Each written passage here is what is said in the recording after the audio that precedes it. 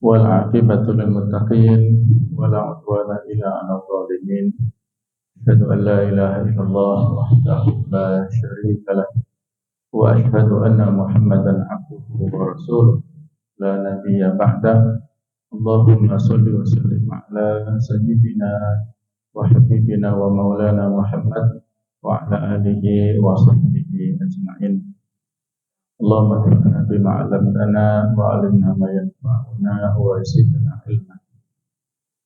Amma ba'd, para jamaah hadirin hadirat rahimakumullah. Kita sekarang berada pada hari-hari akhir di bulan Dzulqa'dah dan insyaallah sebentar lagi kita masuk bulan Dzulhijjah. Mudah-mudahan tidak ada perbedaan. Kalau dari prediksi 1 Dzulhijjah diperkirakan pada hari Senin tanggal 18 Mei insyaallah. Adapun untuk Arafah tanggal 26 Mei 2026 hari Selasa, dan Idul Adhanya tanggal 10 Dzulhijjahnya yaitu 27 Mei 2026. Dan tidak ada perbedaan sehingga kita bisa merayakan hari ini, hari raya ini dengan bersama-sama. Hadirin rahimakumullah. Pada 10 awal bulan Dzulhijjah ini merupakan hari yang spesial atau hari yang istimewa. Kita dianjurkan untuk melakukan amalan-amalan. Pada kesempatan ini saya sampaikan 10 amal kebaikan yang sederhana dengan berpahala besar yang bisa kita lakukan pada 10 hari pertama di bulan Dzulhijjah. Merupakan waktu terbaik untuk dilipat gandakan amal-amal kita. Hadirin rahimakumullah. Allah Subhanahu wa taala melipat gandakan pahala dari amal perbuatan kita ini dengan berbagai sebab. Ada 5 diantaranya, yaitu yang pertama, karena pelakunya. Amal yang dilakukan oleh orang-orang yang kolektif, yang bersama-sama, lebih mulia dari yang dilakukan sendirian. Sholat berjamaah lebih utama daripada sendiri. Amal yang dilakukan oleh seseorang yang dalam keterbatasan, tapi dia punya semangat luar biasa untuk melakukan sebuah aktivitas yang orang pada umumnya susah untuk melakukannya, ini juga luar biasa. Ada sebagian jamaah haji yang berangkat tahun ini, ya kondisinya di bawah, jadi kondisinya mereka luar biasa semangatnya. Ada nenek-nenek tua di Kabupaten Kediri yang usianya 105 tahun. Dulunya berprofesi tukang bubur. Jadi sinetron ternyata ya, ada tukang bubur yang bisa naik haji, dia menabung sedikit demi sedikit. Ada yang dari luar Jawa ini usia 70 tahun yang videonya menjadi ikon karena luar biasa dalam hal semangatnya menabung bisa berangkat haji. Ada di Banyumas yang dia berjual peyek, menabung sehari 5.000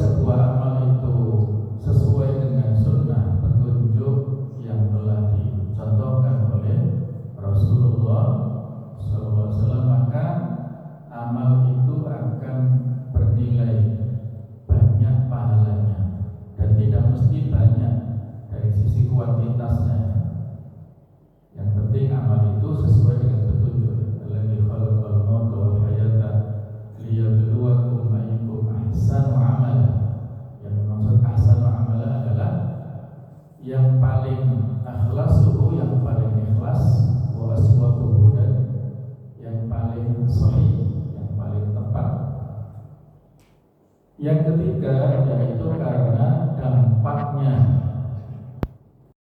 Amal perbuatan yang berdampak lebih luas, maka pahalanya lebih banyak. Di antaranya orang yang menuntut ilmu itu fadilahnya besar, karena di samping dia mempelajari untuk dirinya sendiri, ilmu ini bermanfaat bagi keluarganya minimal, bagi masyarakatnya, bagi tetangganya dan orang-orang pada umumnya. Dakwah misalnya, kita menyampaikan kebenaran, menyampaikan syiar-syiar Islam, baik secara offline ataupun online, itu dampaknya besar, maka pahalanya banyak. Yang keempatnya, kita melakukan di Masjidil Haram, maka dilipat gandakan pahalanya 100.000 kali lipat. Kalau kita melakukan sholat di Masjid Nabawi, dilipat gandakan pahalanya 1.000 kali lipat. Dan kalau kita sholat di Masjidil Aqsa, dilipat gandakan 500 kali lipat. Nah itu ya tempat-tempat yang sudah ditentukan, tidak bisa dikiaskan. Masjid yang selain 3 ini walaupun besar, tetapi pahalanya sama saja, kecuali kalau kaitannya dengan pelaku ini ya. Semakin banyak jamaah yang ada di situ, sholat jamaah semakin besar jumlahnya, ya, maka semakin banyak pahalanya.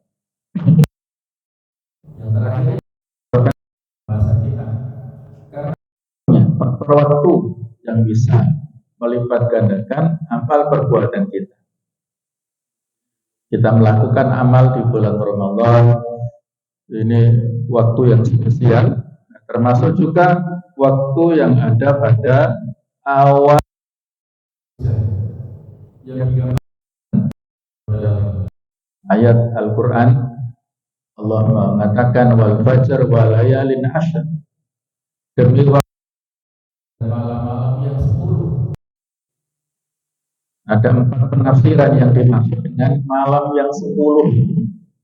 Ada mengatakan malam 10 malam pertama bulan Ramadan, yang kedua 10 malam terakhir di bulan Ramadan, yang ketiga ini 10 malam atau 10 hari pertama di bulan Dzulhijjah, yang keempat 10 malam atau 10 hari pertama bulan Muharram. Nah kalau dikuat ini, maka yang mendekat pendapat yang rajih yaitu yang ketiga ini, karena Nabi mengatakan ma min ayyam, tidak ada satu hari pun al-amal shalih fiha, yang perbuatan baik, amal kebaikan, amal soleh dilakukan di dalamnya, ahad yang lebih Allah cintai daripada hari-hari ini, yakni ayyamul ashr, yaitu 10 hari pertama di bulan Dzulhijjah.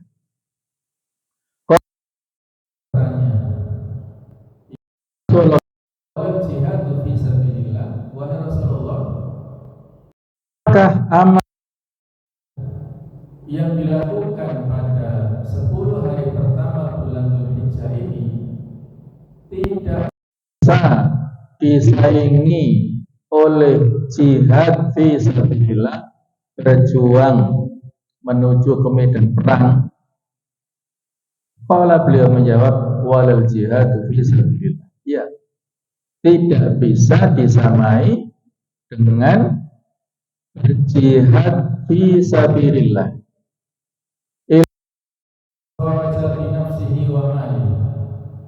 kecuali seseorang yang keluar dari rumahnya menuju ke medan perang dengan membawa jiwanya dan hartanya, tsumma lam yarji' min dzalika bisyai', kemudian dia tidak pulang Jadi dia syahid fisabilillah, meninggal dunia, hartanya juga habis, itu namai pahala amal-amal kebaikan yang dilakukan pada 10 hari pertama di bulan Dzulhijjah. Masya Allah, luar biasa. Siapa di antara kita di Indonesia ini yang punya kesempatan berjihad fisabilillah? Tidak ada. Yang punya kesempatan secara fisik ya perang, itu saudara-saudara kita di Gaza yang berperang melawan pasukan kafir. Kalau kita di Indonesia tidak ada yang punya kesempatan untuk berangkat jihad secara fisik, apalagi dengan harta dan jiwa, tidak pulang ya, tidak bisa. Maka marilah kita gunakan kesempatan ini melakukan amal-amal kebaikan pada waktu yang baik, waktu yang istimewa. Mari kita manfaatkan dengan sebaik-baik. Mumpung kita masih diberi umur, walaupun belum sampai ya pada hari-hari, tapi kita optimis insya Allah, kita berhusnudzon, berbaik sangka kepada Allah Ta'ala sampai pada waktu itu. Nah, jemaah sekalian, keistimewaan bulan Dzulhijjah ini sama dengan keistimewaan yang Allah Ta'ala berikan kepada 4 bulan yang lainnya, sebagaimana yang diisyaratkan dalam hadis ini, hadis yang sahih, bahwasanya Nabi Muhammad Rasulullah SAW bersabda, Inna zaman qad istadaru kahayati. Sesungguhnya zaman itu berputar sebagaimana mestinya.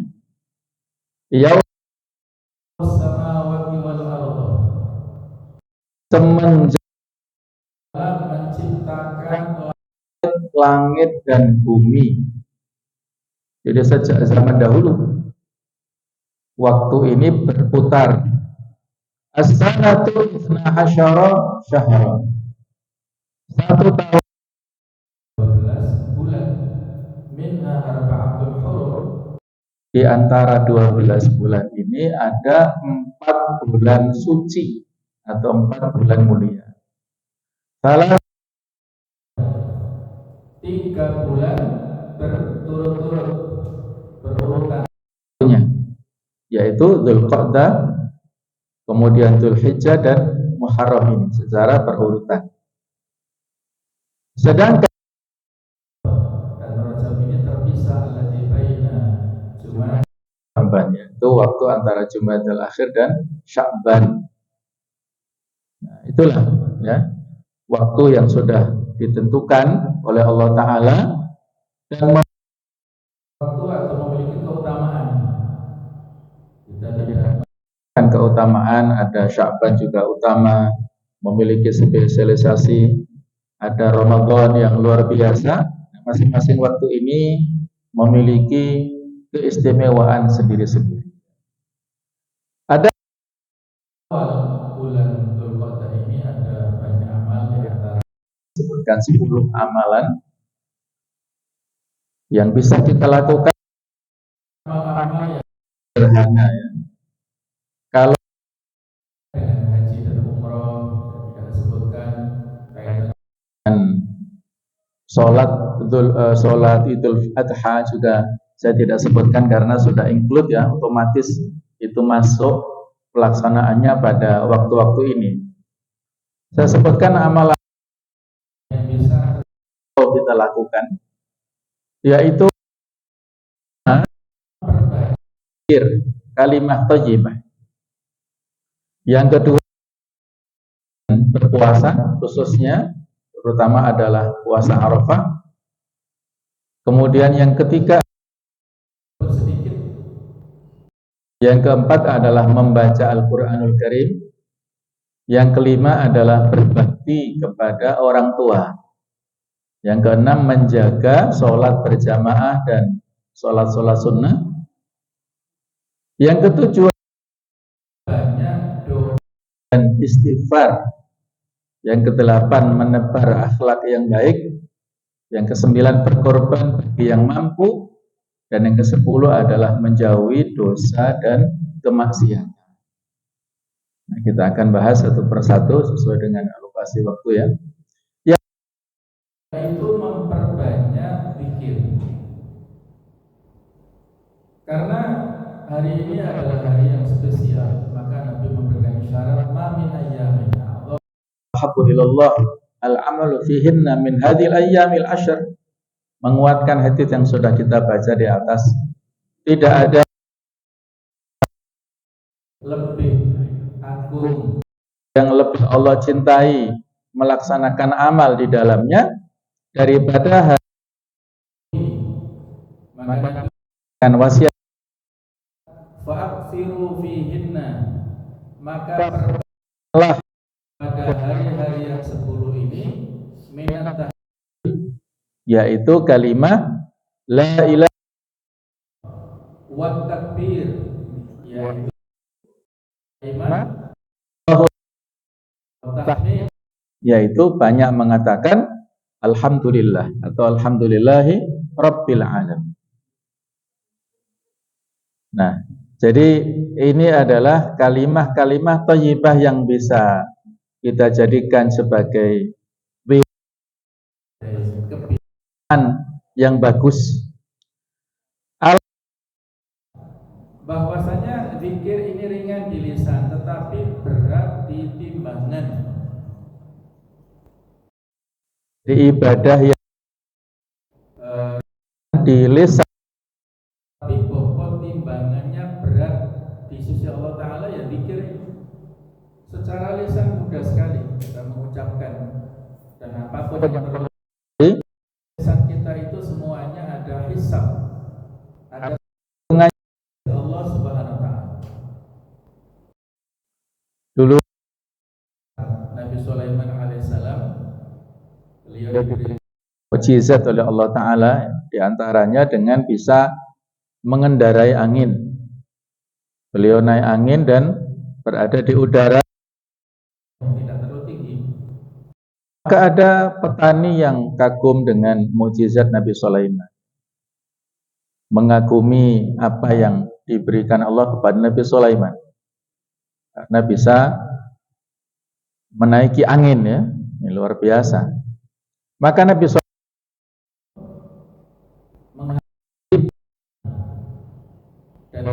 dan kalimat yang nasihat kepada kita semuanya, ya.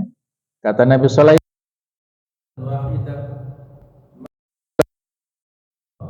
khairun mimma utiya al-Dawud.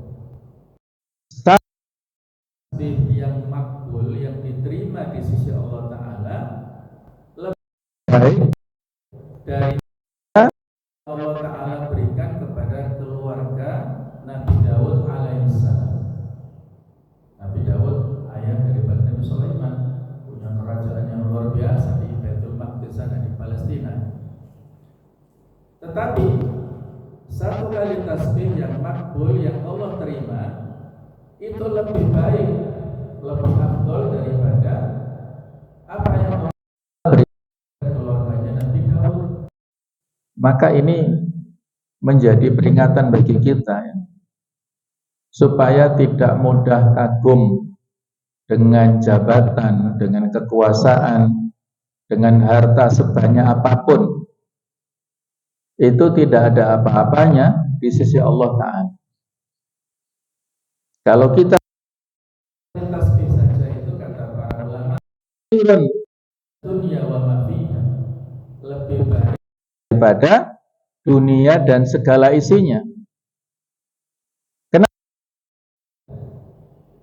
Karena isinya ini jamaah sekalian itu memiliki sifat fana. Fana itu apa? Musnah, bisa hilang. Di Dubai, Monasnya, atau di Singapura, Malaysia, Menara Kembar misalnya, ada yang dahsyat, ya akan hancur.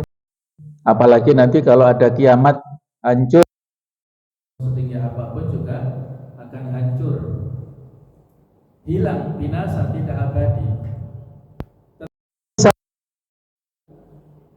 Zikir yang kita ucapkan apakah berupa tasbih, berupa takbir, tahlil, berupa tahmid, apapun itu abadi masing-masing di buku catatan pada saat masing-masing orang terima di akhir satu kali, ada takbir satu kali, itu masih muncul ya, masih abadi di akhirat dan menjadi hujjah, alasan yang bisa membantu kita, bisa membela kita di hadapan Allah Subhanahu wa taala. Jadi kita memperbanyak kalimat-kalimat thayyibah, khusus takbir pada saat awal Dzulhijjah ini ada yang sifatnya mutlak, ada yang sifatnya muqayyad. Mutlak ini waktunya tidak ada batasannya. Jadi waktunya mulai tanggal malam 1 Dzulhijjah sampai dengan maghrib tanggal 13 Dzulhijjah atau hari tasyrik itu. mengucapkan di masjid, di musola, di jalan, di pasar, bahkan dulu Ibnu Umar dan Abu Hurairah Di pasar, kemudian diikuti oleh orang-orang. Kalau kita praktekkan di sini aneh ya, karena orang-orang nggak paham ya. Kita ke pasar besar tiba-tiba takbiran, wah itu dianggap orang yang nggak genah gitu ya. Jadi nggak harus ditahan dulu. Ini manapun silahkan. Takbir ada batasannya, yaitu sholat berjamaah di masjid sebelum bertakbir. Ya. Waktunya berapa lama sesuai dengan pelonggaran jamaah. Jangan lama-lama ya, nanti jamaahnya ada keperluan yang lain. Jadi itulah untuk memperbanyak wirid tahlil dan tahmid. Yang kedua, puasa, terutama puasa Arafah, yang mana puasa dikatakan oleh Nabi Muhammad SAW, siyamu yaumi Arafah, pada hari Arafah, ahtasibu ala Allah an yukaffira sanata allati qablahu wa sanata allati ba'dahu. Aku berharap pada Allah bisa menghapuskan dosa-dosa yang setahun yang telah lewat dan 1 tahun yang akan datang. Jadi 2 tahun ini dosa-dosa kecil dihapuskan oleh Allah Ta'ala dengan puasa Arafah. Lebih dari puasa Asyura yang telah lewat, puasa 10 Muharram itu. Jadi paham 2 dosa tahun dan puasa yang sangat dicintai oleh Allah Ta'ala. Hari Arafah adalah hari pengampunan besar-besaran. Maka bagi haji sangat dianjurkan bagi jamaah haji yang wukuf di Arafah, tidak dianjurkan puasa karena mereka untuk menunaikan manasik haji di sana, maka tidak dianjurkan puasa supaya fisiknya lebih kuat. Sedangkan kita di samping Arafah bisa kita lakukan tanggal 1 sampai 9. Boleh ya dilakukan. Apa disampaikan oleh Ummul Mukminin binti Umar? Beliau kan salam yasumu yauma asyura, kebiasaan puasa Asyura dan hari pada bulan Dzulhijjah kemudian ayat fi kulli syahr, 3 hari setiap bulannya. yang nomor 2 ini, walaupun ada perbedaan ulama, apakah yang dimaksud Tis'adil Hijjah ini hari yang ke-9 atau 9? Perbedaan, tapi yang lebih aman ya 9 hari.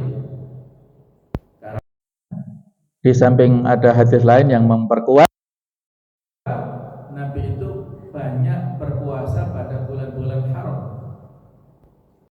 yaitu bulan Rajab, Dzulhijjah dan Muharram. Nabi memperbanyak puasa. masuk Tanggal 9 ini masuk pada hari-hari di bulan haram, bulan Dzulhijjah ini. Jadi lebih utama puasa 9 hari. Yang ketiga, mengeluarkan sedekah walaupun sedikit, pokoknya sesuai kemampuan. Digambarkan ini sifatnya umum ya, tidak ada batasan. Hari pertama enggak, sodakoh kapanpun, dimanapun bisa. Walau bisyik kita dari neraka walaupun hanya dengan setengah butir kurma. Jadi walaupun alasannya sedekah kecil bisa menjadi besar karena kemuliaan waktunya. Dan Allah melipat gandakan pahala sedekah. Sedekah membersihkan hati dari cinta dunia. Bentuknya macam-macam. Yang sederhana adalah kita untuk dakwah, sedekah untuk anak yatim, sedekah untuk makan orang yang membutuhkan, ya misalnya orang pengemis misalnya.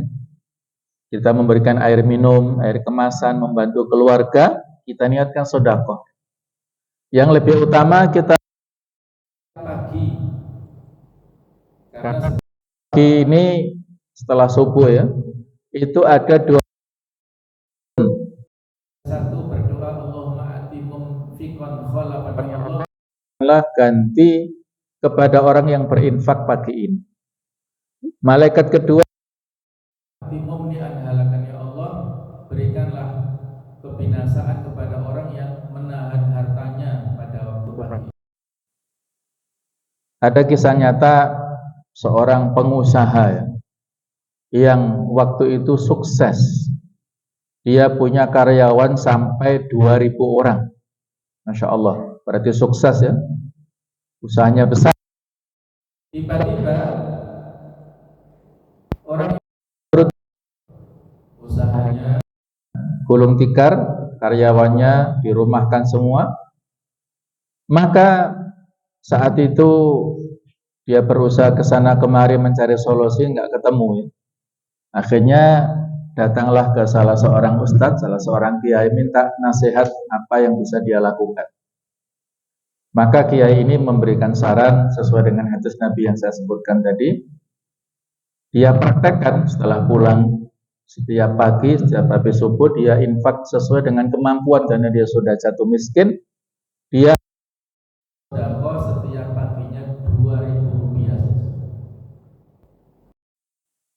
Nah, hartanya sudah habis 2.000 rupiah disedekahkan tiap hari terus sampai waktu 2 tahun berturut-turut. Memberikan keajaiban kepada orang ini.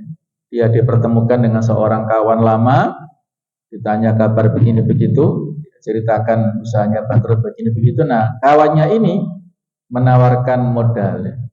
Gimana kalau saya modali dan kamu bisa survive lagi? Maka dia setuju, deal. Alhamdulillah usahanya kembali berkembang. Yang sebelumnya 2.000 kembali karyawannya, bahkan bertambah 2.000 lagi. Totalnya 4.000 karyawan. Bisa dia openi lagi ya. Masya Allah, luar biasa. Itulah keberkahan orang yang bersedekah pada waktu pagi akan diberikan ganti yang jauh oleh Allah Ta'ala. Ini bisa kita praktekkan setiap waktu, setiap saat, terutama ya pada 10 hari pertama di bulan Dzulhijjah. Ya, adalah membaca Al-Quran. Kita sudah luar biasa semangatnya menghatamkan Al-Quran. Nah, mungkin bulan turun, bulan Dzulqa'dah semangatnya menurun. Nah, coba ya pada bulan Dzulhijjah nanti ditingkatkan semangat untuk dekat kembali dengan Al-Quran. Nabi telah memberikan isyarat dalam banyak hadis. Hadis yang saya sebutkan di sini, siapa yang membaca huruf dari Al-Quran, falahu bihi hasanah, maka dia mendapatkan kebaikan. Wal hasanatu bi asyri amsalihha, dan satu kebaikan menjadi 10 kali lipat. Aku tidak mengatakan alif lam mim satu huruf, Mungkin alif, tapi alif itu satu huruf, lam satu huruf, dan mim satu huruf. Jadi kita hanya membaca alif lam mim, ada 3 huruf baca dilipat gandakan menjadi 10, berarti kita dapatkan pahala 30 huruf. Kalau kita letakkan versi huruf Utsmani ya, terbitan Madinah itu kurang lebih kalau kita hitung antara 40 sampai 50 huruf. Kemudian kali ya kurang lebih ada 600 huruf yang kita baca satu halaman saja. 600.000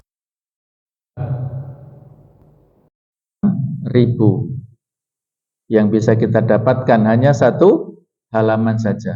Apalagi kalau satu juz yang kita baca di sini ya, Dzulhijjah adalah musim amal soleh.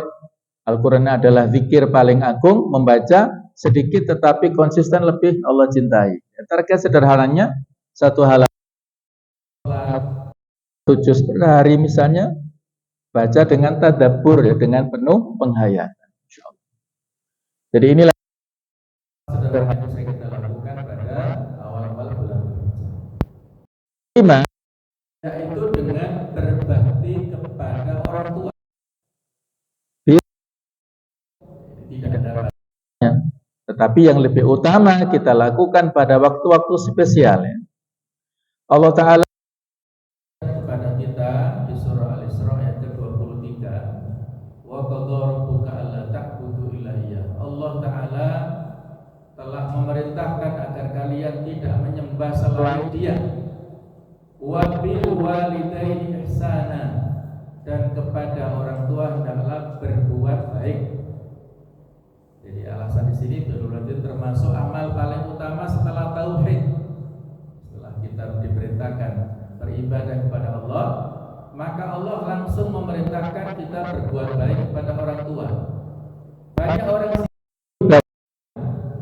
tetapi lalai. Ini ironis, sangat disayangkan. Dia sibuk mengejar Orang tuanya tidak diperhatikan, tidak keistimewaan. yang tampaknya sederhana. Contoh sederhananya bisa kita lakukan menelpon dengan lembut, Membantu kebutuhan mereka, tidak membantah dan juga mendoakan ya. Kalau orang tua kita masih hidup, maka berinteraksi secara langsung, kita menyampaikan kebaikan-kebaikan secara fisik, secara langsung. Tapi kalau orang tua kita sudah meninggal dunia, satu kota, satu engkau, mari kita berziarah kubur ya untuk orang tua kita masing-masing. Kita doakan yang terbaik untuk mereka. Kalau tidak bisa ziarah kubur langsung, ya kita doakan untuk orang-orang tua kita ini. Masya Allah ya, mereka luar biasa telah memberikan apapun yang dulu ya pada masa hidupnya boleh ya. Kalau boleh berkorban untuk orang tua yang sudah meninggal, boleh. ada rezeki, Batalkan umroh juga boleh. Kalau ada rezeki lagi, maka boleh membatalkan haji untuk orang tua sudah meninggal. Monggo silahkan sesuai dengan kemampuan kita masing-masing. Berikutnya adalah menjaga sholat berjamaah dan melakukan sunnah. apakah Sunnah rawatib, ba'diyah atau qobliyah setiap fardunya, ataukah sholat-sholat sunnah nafilah, misalnya sholat duha misalnya, atau bahkan sholat tahajud, monggo silahkan. Jadi ini digambarkan dalam banyak hadis. Allah Ta'ala juga memberikan perintah hafidhu ala sholawati, pelihara, menggambarkan ketika memerintahkan kita untuk sholat itu dengan kata-kata wa aqimus sholat, tegakkanlah sholat. Sholat bukan semata-mata dikerjakan, tetapi ditegakkan. Ya, di antaranya dengan melaksanakan secara berjamaah untuk sholat yang fardu. Ya. Di antara sholatul jamaati afdalu min sholatil fardhi bi 27 darajah. Sholat lebih daripada sholat sendirian, selisihnya 27 derajat daripada sholat sendirian. Ini beda pendapat, tapi yang sederhananya adalah kalau kita sholat berjamaah, misalnya subuh 2 rakaat dilakukan berjamaah, maka kalau dilakukan sendirian itu untuk mencapai derajat kemuliaan seperti sholat jamaah 2 siapa yang sanggup ya? 27 2 rakaat kali 27 kali ya, di rumahnya masing-masing ada yang sanggup. Karena biasanya orang yang sholat di rumah, sholat subuh ini kan bangunnya terlambat ya. Kalau sudah bangun terlambat, waktunya terbatas, sudah buru-buru. Ya biasanya kalau kita sholat sendirian di rumah, ya seringnya tidak ada qobliyahnya, langsung hanya sholat wajibnya saja. Jadi banyak hal-hal yang bisa tercover harusnya ketika kita sholat di masjid. Sholat ilahi, terutama pernah saya sampaikan pada bulan Ramadan, terutama 10 malam yang terakhir itu man orang yang sholat isya secara berjamaah ya seperti pahalanya sholat separuh malam, setengah malam itu full untuk sholat qiyamul lail. Wa man shalla subha fi jama'atin fa ka'annama shalla lail kullahu. Siapa yang sholat subuh secara berjamaah, maka dia seperti melaksanakan sholat malam penuh. Ya, seperti kita saat ini ya, sholat subuh berjamaah mendapat seperti sholat malam penuh. Ya tidak boleh ditinggalkan ya. Kita sudah punya kebiasaan sholat malam ya, karena sudah kita mengetahui cukup sholat subuh dan isya berjamaah, nggak perlu sholat qiyamul lail, nggak begitu ya. Itu pemahaman yang tidak benar ya. Seperti pahala orang yang baca surah Al-Ikhlas ya, itu seperti baca sepertiga Quran. Berarti cukup 3 kali Al-Ikhlas, nggak perlu baca Quran, nggak begitu ya pahalanya. Jadi bukan begitu pemikirannya. Semua kita lakukan. Jadi amal wajib tetap lebih utama ya. Kemudian memperbaiki hubungan dengan Allah. Jangan lupa sholat tepat waktu, terutama berjamaah.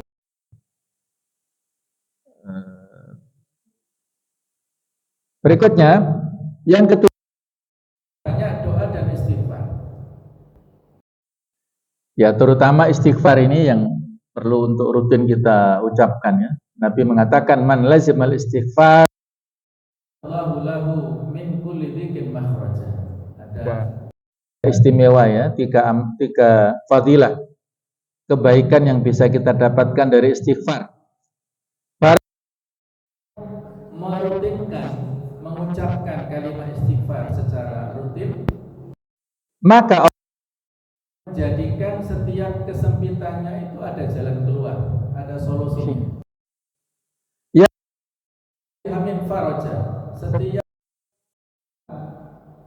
ada hal-hal yang sedih ya, maka ada yang membuat dia gembira, ada yang melepaskan di situ. Yang kedua, haitsu la yahtasib, Allah akan memberikan rezeki kepadanya dari arah tidak dia sangka-sangka. Inilah fadilah istighfar yang bisa kita ucapkan setiap waktu, setiap saat. Merupakan hari-hari mulia, adalah waktu besar. Doa istighfar membersihkan dosa yang menghalangi keberkahan. Manusia butuh ampunan dari Allah Subhanahu wa taala. Bisa kita ucapkan minimal astagfirullah. Kemudian yang lebih panjang sedikit Astaghfirullahaladzim. Lebih panjang sedikit dan yang lebih bagus kita mengucapkan dalam hadis Bukhari dikatakan barang siapa istighfar pada waktu pagi seperti ini maka meninggal dunia, orang itu akan surga oleh Allah Ta'ala. Pada waktu sore hari, yaitu setelah sholat asar, kemudian malam meninggal, maka Allah memasukkan dia ke surga. Insya Allah itulah fadilah luar biasa dari Sayyidul Istighfar ya. Insya Allah sudah sama-sama kita hafal. Allahumma anta rabbi la ilaha illa anta khalaqtani wa ana abduka wa ana ala tika wa tika mastata'tu a'udzu bika min syarri ma sana'tu abu laka bi ni'matika alayya wa abu bi dzambi waghfirli fa innahu la yaghfiru dzunuba illa anta. Itu bisa dibaca Pak ya pada waktu pagi. Kita nggak tahu siang ini kita masih hidup atau ditakdirkan meninggal. Kita tidak tahu sore malam nanti kita masih hidup ataukah meninggal. Nah, bekalnya sederhana yaitu membaca Sayyidul Istighfar. Yang kedua, akhlak yang baik, akhlak karimah, tidak ada batasan. Nabi memberikan motivasi pada kita, ma min syai'in afdalu fil mizani min husnil khuluq. Ada suatu yang lebih berat ditimbang amal kita di akhirat daripada akhlak yang baik. Kita semua butuh supaya amal kebaikan nanti yang berat timbangannya, yang mana itulah yang bisa membuat kita masuk surga. Contoh, memberikan senyum, menahan marah, membantu orang yang itu adalah termasuk amal besar. Akhlak bukti nyata kualitas iman kita. Orang mendapatkan akhlak kebaikan dari kita, yaitu keluarga kita sendiri. Kata Nabi, khairukum li ahlihi, sebaik-baik kalian adalah yang paling baik kepada keluarganya. Wa ana khairukum li ahli, dan akulah orang yang perilakunya kepada keluarga. Suami memperlakukan istri dengan terbaik, istri memperlakukan suami dengan akhlak yang baik, orang tua memperlakukan anak-anaknya dengan yang baik, orang tuanya juga demikian. Orang yang ada di sekitar kita, terkecil ya, lingkungan terkecil, keluarga itulah yang paling punya hak perlakukan terbaik, apakah dengan kata-katanya, dengan perilaku sehari-hari. Yang terbaik adalah kepada keluarganya, ya, dengan senyum, dengan sapa, dengan memaafkan, menahan marah. Karena sama sekalian setan ini mudah sekali yang memberikan bisikan kepada masing-masing, terutama suami istri. Seorang ayah, seorang suami, seorang laki-laki, dia bisa bersabar dalam mendapatkan perilaku yang kurang tepat ya dari kawan-kawannya di kantor, di pekerjaan, dia bisa bersabar. Tapi kenapa ketika mendapatkan perilaku yang sedikit saja menyinggung dari pasangannya, dia langsung tersulut emosinya? Ini karena bisikan setan yang mudah sekali. Pasangannya di luar sana dikenal sebagai penyabar, sebagai orang yang sangat friendly ya, dengan teman-teman. Ketika kata-kata yang terlontar itu kasar, mudah tersinggung, mudah marah, ini sepertinya punya dua kepribadian ya, yang tidak tepat. Nah, itu nggak boleh ya. Jadi harus. Kemudian bagi yang mampu, kalau kita mampu beli sapi, monggo silahkan. Kalau tidak, maka kambing. Kalau tidak mampu bagaimana? Ya masuk politika, jadi masuk sedekah. Dulu Ibnu Abbas serta itu ketika korban karena nggak bisa beli dengan binatang yang lebih, ya, itu tidak bisa beli kambing apalagi yang di atas itu. Mereka ayam. Ya niat Tidak bisa untuk korbannya. Ada harga 2 dirham saja.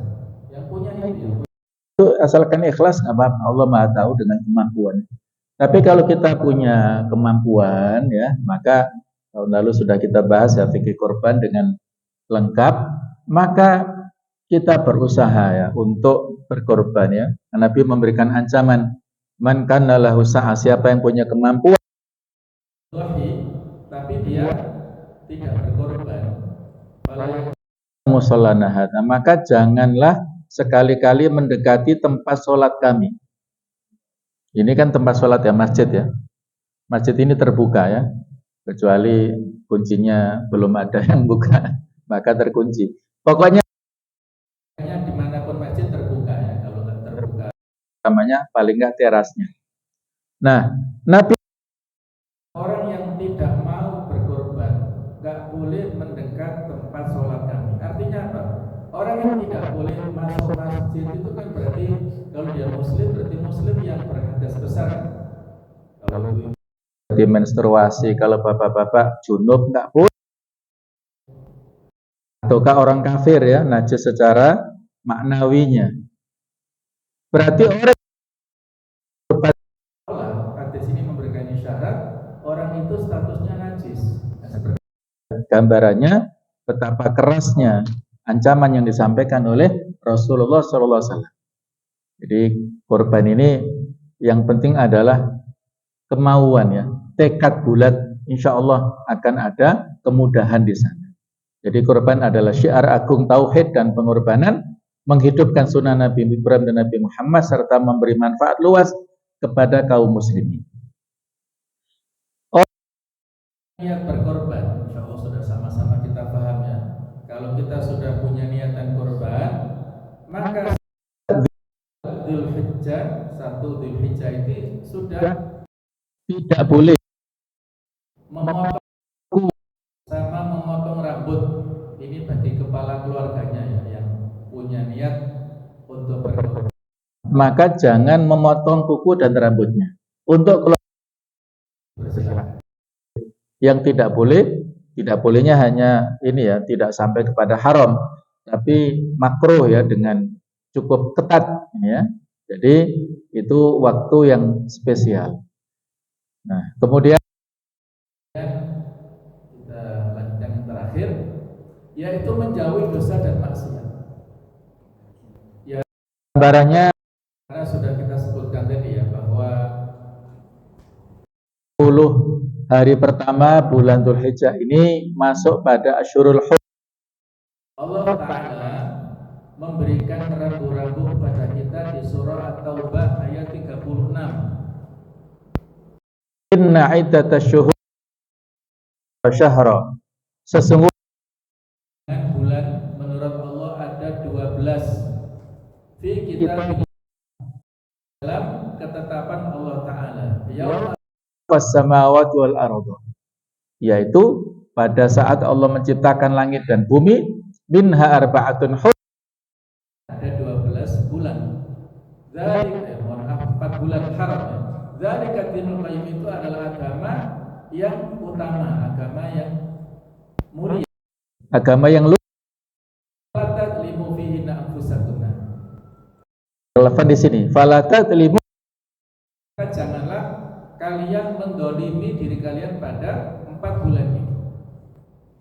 Ibnu Rajab Al-Hambali mengatakan bahwa lipat gandakan pada waktu mulia, demikian pula dosa menjadi lebih berat karena kehormatan waktunya.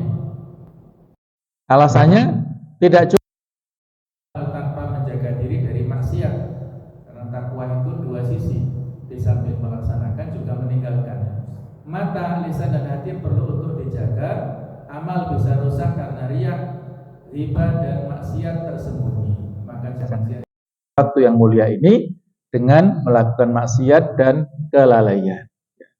Demikianlah, mudah-mudahan Allah Ta'ala memberikan kesempatan ya kepada kita, kekuatan untuk bisa melaksanakan amal-amal kebaikan di 10 hari pertama di bulan Dzulhijjah ini insyaallah, dan mudah-mudahan amal-amal yang sudah kita lakukan dan yang akan kita lakukan diterima oleh Allah Subhanahu wa taala. Kita tidak tahu amal mana yang Allah terima, tetapi kita tetap berharap ya, ada semacam roja optimisme, berharap amal-amal kita diterima. Kalau para ulama kita dulu, mereka punya sifat roja dan khauf. Bahkan di antara mereka mengatakan, seandainya ada jaminan 2 rakaat sholat, maka itu lebih dia cintai daripada dunia dan segala isinya. Kita nggak tahu amal-amal yang sudah kita lakukan apakah diterima atau ditolak. Tapi itu tadi, kita tetap berharap mudah-mudahan Allah Ta'ala menerima dan Allah Ta'ala menjauhkan kita semuanya dari segala hal yang bisa menghilangkan amal-amal kebaikan kita itu. Demikianlah nasihat untuk kita semuanya. Barakallahu fikum. Subhanakallahumma wa bihamdik asyhadu an la ilaha illa anta astaghfiruka wa atubu ilaik. Wassalamualaikum warahmatullahi wabarakatuh.